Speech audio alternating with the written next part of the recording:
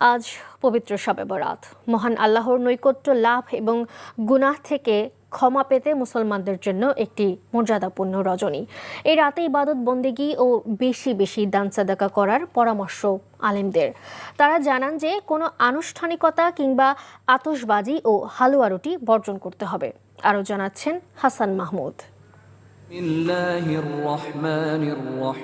শবে বরাত, পবিত্র রজনী, মূলত আরবি শাবান মাসের এ রাত জানান দেয় রমজানের আগমনী বার্তা।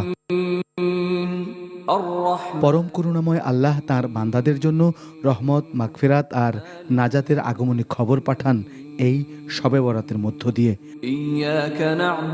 মর্যাদাপূর্ণ শাবান মাসের মাঝামাঝি এ পবিত্র রাত্রিতে নফল ইবাদত করার প্রতি গুরুত্ব আরোপ করেছেন আলেমরা। তবে শবে বরাতের সুনির্দিষ্ট কোনো নামাজ নেই। মধ্য শাবান রজনীকে শবে বরাত বলাটা আমাদের সমাজের প্রচলন।